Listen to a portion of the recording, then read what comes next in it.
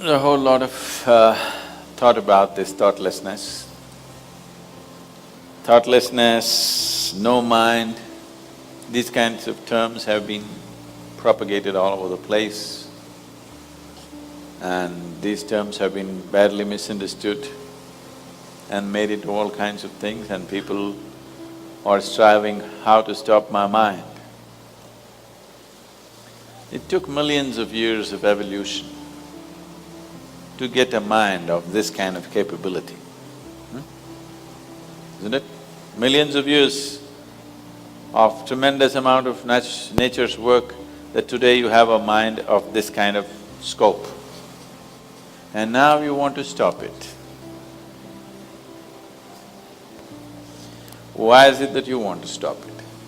If your mind was constantly producing absolute pleasantness for you, would you think how to stop this mind? Would you? No. It's producing a lot of unpleasantness. That's why you're thinking of how to stop the mind. This is the first thing, wherever you go in the world, this has gone so much into people's mind. If you tell them you meditate, they say, "But Sadhguru, I'm not able to stop my mind." I said, that will happen only after you stop your kidneys, liver, heart. You stop all these things, then the mind will also stop. Do you want it to stop? No. Then why do you want the mind to stop? Why do you have such a horrible prejudice against the mind? You don't mind if your heart is beating, you can meditate. You don't mind if your liver is working, you can meditate. Your kidneys are functioning, you can meditate. If your brain functions, you can't meditate, what is the problem? You seem to have something against intelligence, isn't it? This is the conspiracy of the stupid against human intelligence, that to meditate means your brain must be frozen. No. You don't have to freeze your brain. We were looking at this yesterday itself. We will initiate you into Shambhavi. It's a simple process. There are many ways to do it, this is one simple way. But it's a powerful process. If you sit here, you will see your body is here, your mind is somewhere, who you are is somewhere else. Once there is a space between you and the mind, then what the mind is not doing, what the mind is doing is not even an issue. It is like you're stuck in the traffic jam.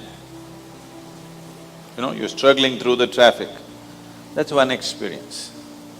Suppose you're either standing on Chamundi Hill or you're floating in a hot air balloon and look down at all the traffic.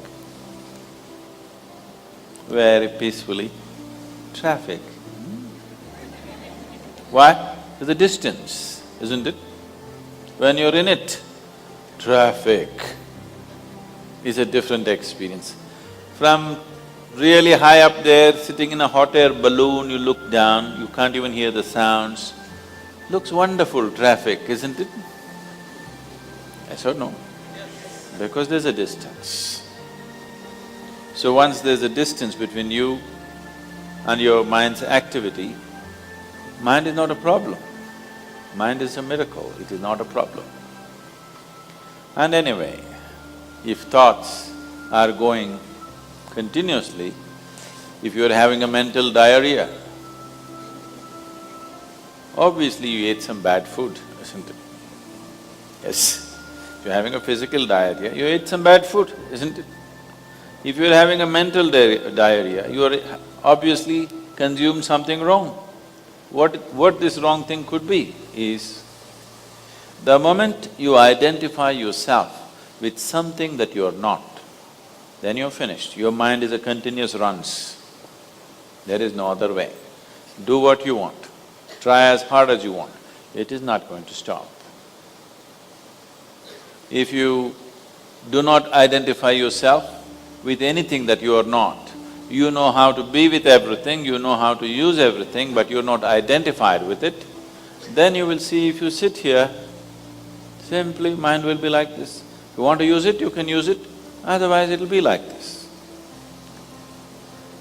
Right now your hands are like this, or you're holding it tied up because it'll go all over, is it? No. You can keep it like this. You can keep it like this, you can keep it like this. When you want to use it, you can use it. So it's a useful instrument. Suppose your hands become like this. You know, some people have become like this. Yes or no? If it becomes like this, you will become ridiculous, isn't it? If it happens to your mind, also you're equally ridiculous.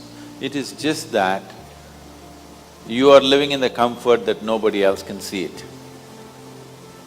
But people can see it.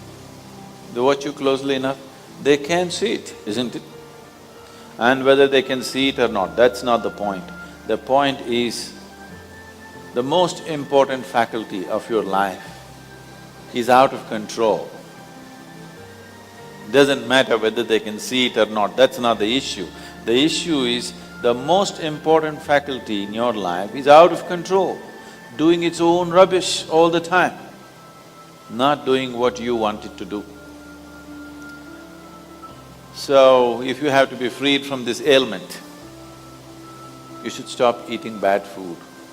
Wrong food or bad food means you're identifying yourself with things that you're not.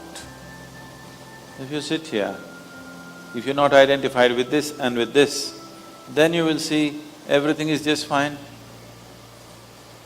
Then your mind will do what you want it to do.